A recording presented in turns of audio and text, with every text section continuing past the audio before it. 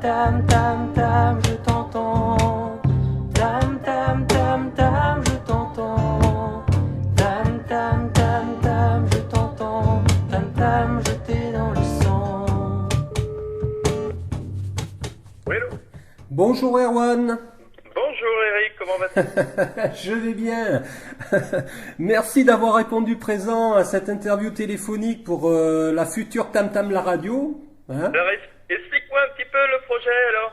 Bon, ben écoute, bah oui, je vais t'expliquer. Je lance sur Dinard, puisque j'habite à Dinard, hein, une web radio. Hein, Ouais. ça ne sera pas une radio en modulation de fréquence, hein, en FM, puisqu'on n'arrive plus à obtenir de la FM. Hein, c'est terminé. Eh oui, oui. Voilà, bon. Cela dit, voilà, je lance une radio professionnelle, hein, malgré tout, tout seul avec mes petits bras pour l'instant.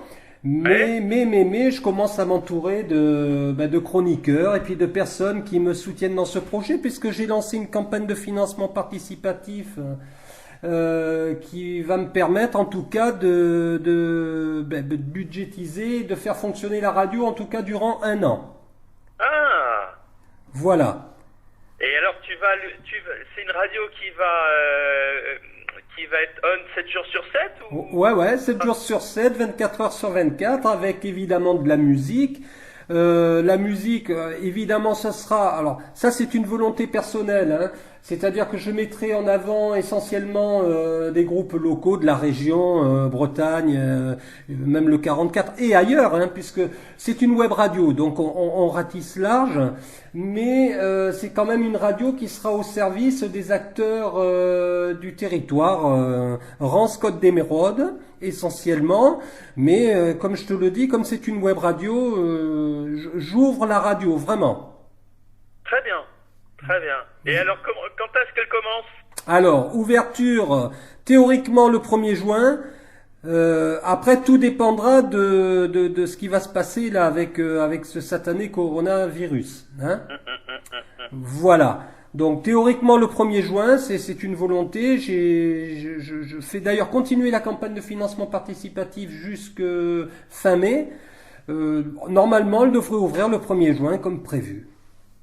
Super. Bon, il y a un gros travail en amont, hein, je te cache pas que c'est un énorme travail, Ouais. mais ça en vaut la peine quand même, parce que ça nous manquait sur le secteur.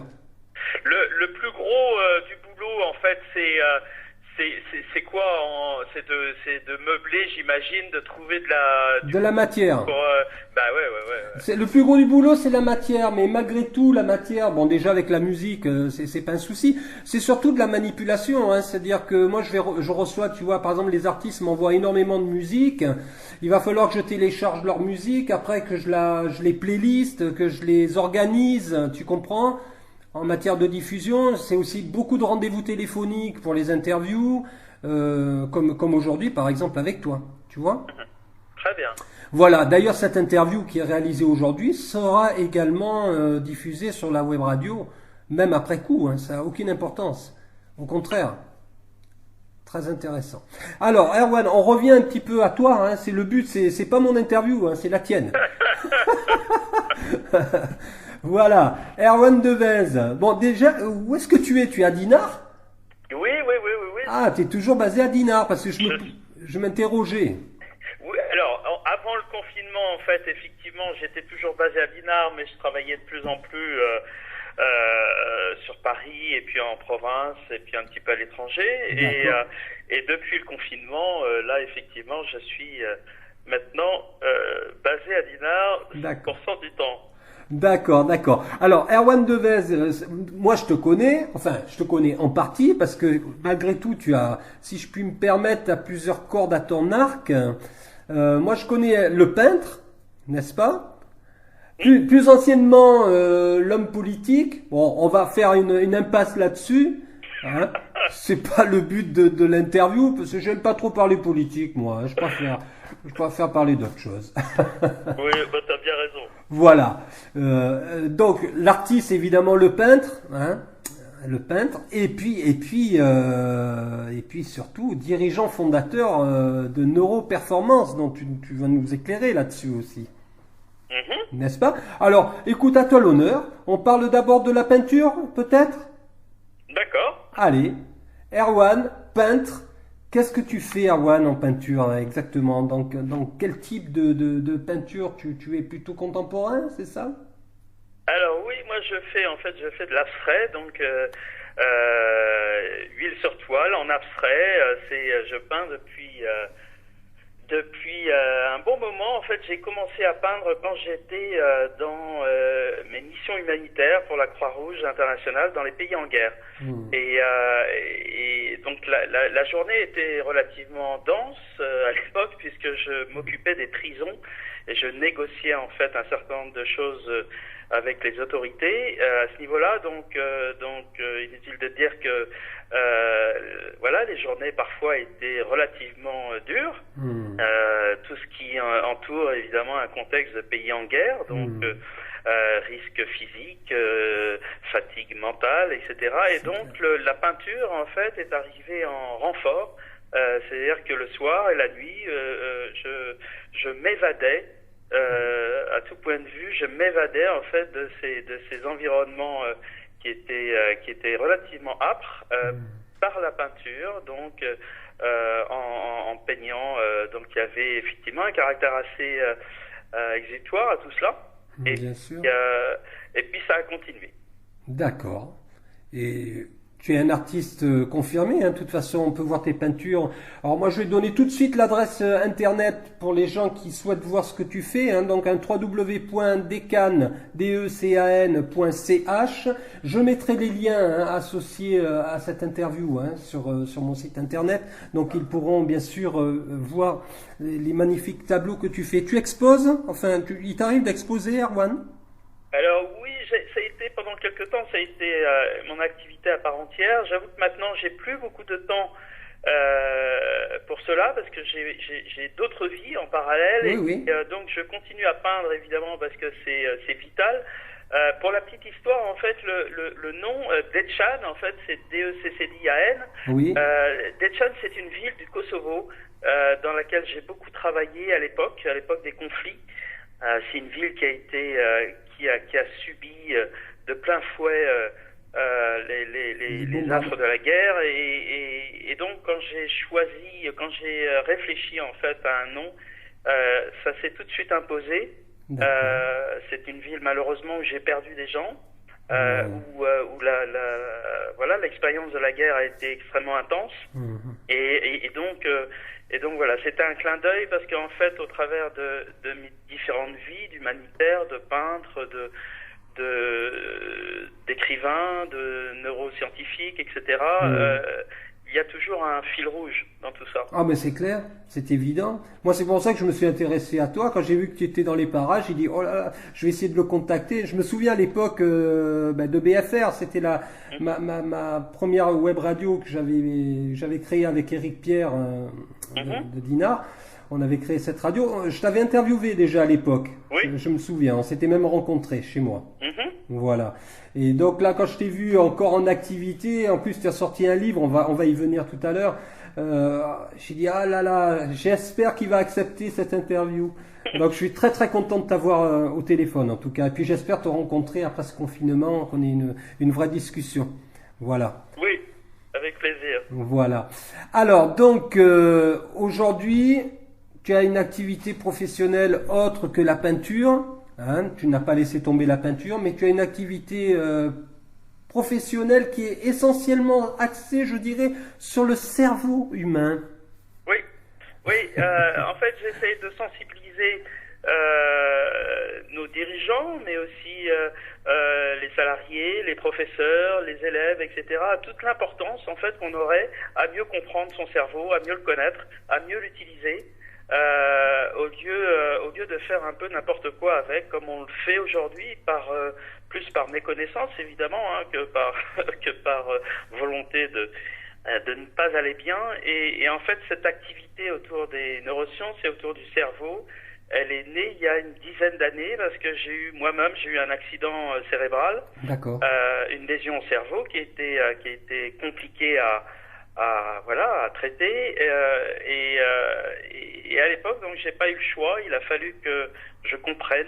Il a fallu que j'aille vers, vers la compréhension de ce qui se passait, de ces dysfonctionnements, pourquoi je ne pouvais plus faire les choses comme avant, etc. Et donc, à partir de là, c'est devenu, au fil des années, ça fait 10 ans que ça dure, c'est devenu une passion, une activité, un métier. Alors aujourd'hui, je fais beaucoup de conférences en France, à l'étranger, sur tous ces sujets. Tu es très actif, hein, j'ai vu. Je me suis permis un petit peu de surfer sur le web parce que bon, quand même, c'est le minimum que je puisse faire. Tu es très actif aussi en radio. Hein, j'ai vu que tu es intervenu sur France Inter, notamment Sud Radio aussi, il me semble. Ouais. J'ai beaucoup de chance à ce niveau-là. C'est-à-dire que ce qui est pour moi une passion et une mission aussi, la mission d'aider les gens et d'amener cette connaissance. J'ai la chance de pouvoir avoir accès aux médias, donc régulièrement sur RTL, sur France Inter, c'est génial, ouais. Europe 1, etc. Et l'idée est vraiment de pas jouer les sachants. Hein. L'idée c'est pas de former les gens en neurosciences, on s'en fiche. Bien sûr. D'être pratique, d'être utile. De se dire, ok, comment je peux aujourd'hui, dans ma vie de tous les jours, mieux m'occuper de mon cerveau, mieux m'en servir pour être plus épanoui, pour être plus accompli, pour être plus performant aussi. Mieux connaître son fonctionnement aussi, peut-être, hein? Oui, surtout dans des périodes qui sont difficiles comme en ce moment. Ah oui. Il va y avoir énormément de traumatismes, hein, à mon avis. Oui. Ah ben c'est une certitude. C'est évident. On peut pas vivre comme ça plusieurs semaines et plusieurs mois probablement de confinement tant que au bout du compte il y ait effectivement des traumatismes psychosociaux, peut-être du stress post-traumatique. Tout à fait. Donc il faut faire extrêmement attention aujourd'hui à titre personnel, individuel, et puis aussi à titre collectif. D'accord. Alors je profite de t'avoir en ligne justement, et là je parle pour moi, hein, je ne parle pour personne d'autre que moi. Moi-même, je suis rentré dans un moment donné, en tout cas, dans une espèce de phase d'introspection où je m'interrogeais beaucoup sur le sens de notre existence là, par rapport à ce qui vient de se passer. Parce que là, bon, c'était un corona, mais ça aurait pu être un Ebola ou autre chose. Tu vois ce que je veux dire, de pire encore. Et c'est vrai que pendant 2-3 jours, j'ai eu une espèce de questionnement, mais très fort, très puissant, et avec beaucoup de doutes. Tu comprends ce que je veux dire, hein? C'est le propre des crises. L'avantage des crises, c'est qu'elles nous renvoient à l'essentiel. Ouais. C'est-à-dire qu'on va se poser des questions qu'on ne se serait jamais posées si la crise n'était pas arrivée, parce qu'on est pris dans le train-train, dans le quotidien, dans la frénésie. Donc l'avantage de ces crises, c'est en cela, c'est des moments quand même rares, hein, c'est des moments aussi qui peuvent être très utiles. Bien sûr. Enfin, on se pose les bonnes questions, enfin on s'interroge sur soi, sur son parcours, sur ce qu'on a vraiment envie de faire, ce qu'on aura envie de développer encore plus une fois la crise passée. Tout à fait. Donc ce sont des moments rares, ce sont des moments précieux, et ce sont des moments d'introspection et de vérité. Ouais. Alors tu vois, tu me confortes en tout cas dans les décisions que j'ai prises et en rapport à ce média qui est Tam Tam la radio, hein, qui peut paraître comme ça ludique, mais pour moi c'est un outil qui est bon pour moi, mais qui peut être très bon aussi pour les autres en matière de communication, où les gens, les personnes lambda, et je le répète encore une fois, les acteurs du territoire, hein, au sens le plus large du terme, pourront s'exprimer et utiliser ce moyen de communication pour communiquer avec les autres et élargir leur réseau aussi. Voilà. Il y a une chose qui est très importante au niveau du cerveau, tu sais, le cerveau s'habitue à peu près à tout. Oui. C'est-à-dire que si tu es dans une logique de consommation, d'achat, etc., au bout d'un moment, de toute façon, c'est ce qu'on appelle, nous, en neuropsy, l'habituation hédonique, c'est-à-dire que finalement, le cerveau s'habitue à tout cela et ça le laisse de marbre, en fait. Donc c'est certainement pas dans le mode de vie de consommation, etc., qu'on va trouver notre épanouissement et notre bonheur. En revanche, et je fais le lien avec ce que tu viens de me dire, en revanche, il y a une activité humaine qui provoque toujours autant de plaisir au cerveau sur 20 ans, 30 ans, 40 ans, 50 ans. Cette activité, c'est quand on aide l'autre. C'est Oui. utile. Mm. Quand on est utile, on peut être utile toute sa vie sans se lasser d'être utile. Donc effectivement, cette période doit tous nous interroger là-dessus et surtout doit essayer de nous faire progresser sur cette dimension-là. Ouais, c'est clair. Et alors, on va maintenant parler de ton livre, si tu veux bien. Le pouvoir rend-il fou? Vaste question. On peut légitimement s'interroger Oh là là là là là là là au là. niveau local et au niveau national Ah et au oui. niveau international, Oui, c'est... l'évolution du monde. Oh. Donc ce livre, en fait, oui, je l'ai écrit. Alors, Oui, qu'est-ce qui t'a motivé pour écrire? Bon, le titre déjà est assez révélateur et je pense que ton livre rencontre forcément un certain succès, ne serait-ce qu'avec le titre. alors oui, mais avec toute cette précision, c'est que j'ai évidemment pas écrit ce livre pour faire du bashing anti qui que ce soit. Bien sûr. J'ai écrit ce livre pour expliquer, pour que les gens puissent comprendre en fait ce qui se passe dans le cerveau de personnes qui sont à un moment donné de leur vie qui ont du pouvoir. On a d'ailleurs dans nos vies respectives, on a tous des formes de pouvoir différentes. On peut avoir du pouvoir chez soi, on peut avoir du pouvoir par rapport à son métier, par rapport à différentes choses, par rapport aux émotions qu'on procure. Donc cette notion de pouvoir, elle est très large en fait. Mais ce qui est intéressant, c'est de mieux comprendre. Pour aussi mieux comprendre les dysfonctionnements qui sont consécutifs au pouvoir, pour in fine en fait essayer de se rapprocher, pour essayer de rapprocher les mondes. Tout porte aujourd'hui à nous diviser. Oui.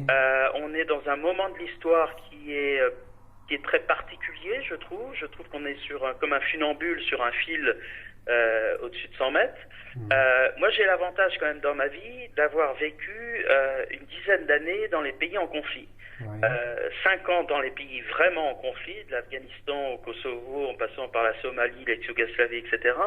Et puis après, je me suis occupé des conflits à partir de l'Europe. Et donc, je sais ce que c'est. Et on n'est pas très nombreux maintenant vivants à savoir ce que c'est les conflits. Ouais. On a beaucoup aujourd'hui parlé depuis quelques semaines et notre président nous a déclaré en guerre. Moi, j'inviterais quand même chacun à un petit peu plus de retenue, Oui. un petit peu plus de distance, parce que une guerre, ce sont des morts, ce sont aussi des viols, des vols, Tout à fait. des kidnappings, des personnes disparues, etc., etc., Tout des à fait. tortures, etc., etc. Donc, la réalité de la guerre, elle est autre que ce qu'on vit aujourd'hui. Je n'ai pas vécu la guerre comme toi, je me permets de te couper, mais je te rejoins sur ce que tu dis et sur ce que tu penses, parce que j'ai vécu 11 ans en Afrique noire. Je ne citerai pas le pays, mais c'était un pays qui était constamment en conflit ethnique, interne, avec des règlements de compte à la machette, coup d'État, et puis la chasse aux blancs aussi, quand la France ne donnait pas d'argent ou pas suffisamment aux gouvernants. Bon, donc c'était très compliqué. J'ai vécu ça pendant 11 ans, toute mon enfance en fait, jusqu'à la majorité. Mais j'étais pas vraiment en guerre. Moi, j'ai pas vécu la guerre au sens propre du terme, mais la Kalachnikov, j'en ai vu pas mal et des coups d'État aussi.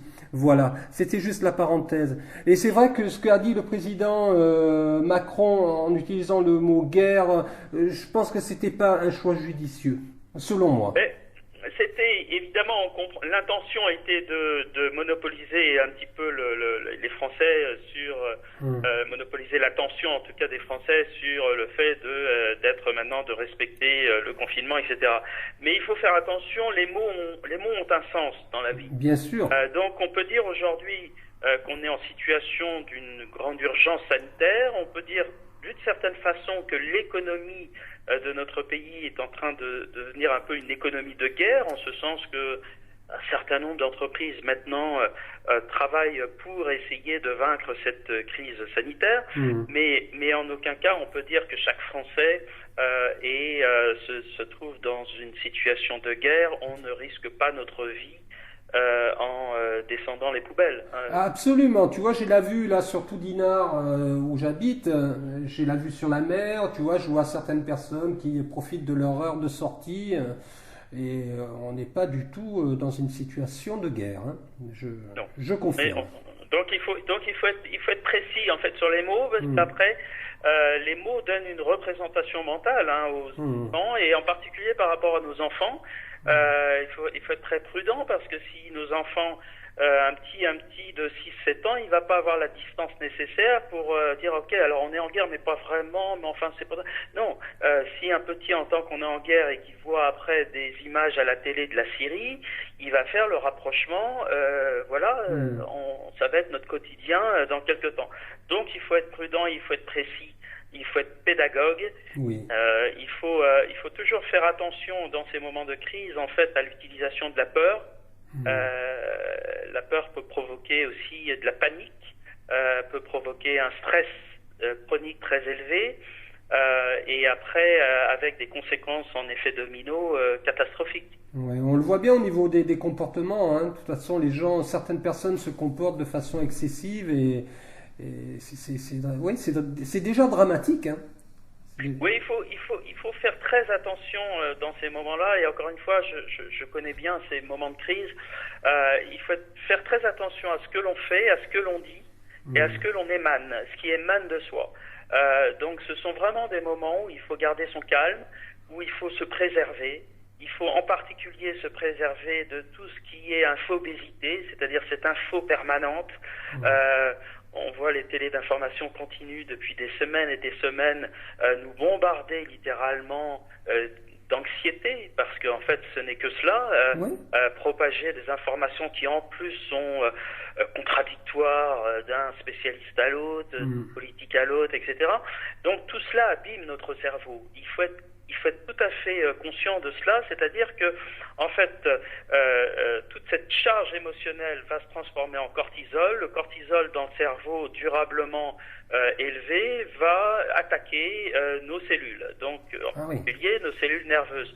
Donc, tout cela abîme notre cerveau de façon réelle. Donc, il faut faire attention pour soi, et puis il faut aussi faire attention à ce que l'on dit. Parce que si on propage du matin au soir des messages anxiogènes jouant sur les peurs, eh bien, il y a des phénomènes, ce qu'on appelle nous des phénomènes de contamination émotionnelle. Il n'y a pas que le virus qui contamine, les émotions aussi peuvent se contaminer. Et donc là, on arrive à des situations extrêmement dramatiques. D'accord. Alors, l'aspect, est-ce que tu vois un aspect quand même positif dans tout ça? Oui. As-tu un regard, oui, voilà, un petit peu ciel bleu, c'est le cas, hein, aujourd'hui on a du ciel bleu, oui, alors? Oui, alors, bon, déjà, moi par la force des choses, j'essaie toujours d'avoir un biais positif sur les choses, parce que c'est le meilleur moyen de se rendre service. On rigole encore beaucoup de la pensée positive, on associe ça un peu à oui ou au pays des bisounours. Ouais. On ferait mieux d'aller regarder, d'aller lire les études en neurosciences sur le sujet. On sait qu'avoir un biais positif sur les choses transforme le cerveau, transforme son fonctionnement et transforme même sa structure, son anatomie. Donc c'est très important, d'avoir ce biais positif sur les choses. Alors oui, je trouve qu'il y a des points intéressant à la crise que l'on vit. Est-ce qu'on va être capable après de s'en emparer? Est-ce qu'on va être capable de changer? Est-ce qu'on va être capable de se transformer pour créer un modèle de société qui sera plus responsable, qui sera plus juste, qui sera plus solidaire, qui sera plus équitable? C'est la grande question. On entend beaucoup sur les ondes aujourd'hui dire que plus rien ne sera jamais comme avant. Moi, j'incite un petit peu plus à la prudence, parce que plus rien ne sera comme avant. J'ai entendu ça dans les pays en guerre pendant longtemps. C'est peut-être en tout cas une opportunité exceptionnelle pour modifier encore une fois notre modèle sociétal. Je suis bien d'accord avec toi. J'espère qu'on va saisir cette chance. En tout cas, il y a déjà des gens qui s'y emploient. Oui. Il y a une prise de conscience. Alors, je vois bien à travers mon réseau, mon modeste réseau, il y a énormément de gens qui prennent déjà des initiatives et vont dans ce sens-là. Et ça, c'est formidable. C'est-à-dire que, en fait, le cerveau, pour être heureux, il doit être plongé dans l'action, pour résumer à gros traits. C'est-à-dire que quand on reste dans le commentaire, on ne crée finalement, on ne crée que des désordres et que de l'anxiété. En revanche, quand on se met dans l'action, y compris et surtout quand on est dans une situation de crise, là le cerveau il se remet à fonctionner de façon très bénéfique pour soi et pour les autres. Donc il y a plein d'initiatives aujourd'hui qui sont très intéressantes, qui libèrent de l'énergie.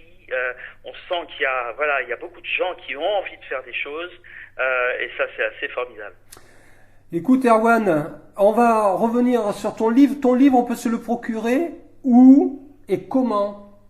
Partout, alors partout dans les... Édition Larousse, on le précise, au passage. Voilà, donc moi, effectivement, mon éditeur est Larousse, donc j'ai écrit depuis quelques années 5-6 livres, toujours en relation avec le cerveau. D'accord. Donc mes livres sont disponibles partout. Alors moi, je préconise toujours plutôt d'aller chez son libraire que d'aller dans des plateformes, mais après, chacun fait comme il veut. Oui, j'entends bien. Très bien. Donc, on rappelle le titre de ton livre. Le pouvoir rend-il fou? Par Erwan Devez. C'est cela. Erwan, je te remercie infiniment pour tout le temps que tu m'as accordé. C'est une interview pour moi très très enrichissante que je vais me faire un plaisir de réécouter et de diffuser surtout. Et puis, je t'ouvre grand les portes de la radio si tu as envie de te prononcer. Voilà. Super. Eh ben, écoute, merci à toi. Bonne chance pour ce joli projet. C'est des projets qui font du sens. Hein. Oui, tout à fait. C'est des projets utiles. Et ben, longue vie à... Comment va s'appeler ta radio? Tam Tam, la radio. Tam Tam, la radio. Eh ben, longue vie à Tam Tam, la radio. Exactement. Merci beaucoup, Erwan. Merci. À très bientôt. Tam tam tam tam, je t'entends. Tam tam tam tam, je t'entends. Tam tam tam tam, je t'entends. Tam tam, je t'ai dans les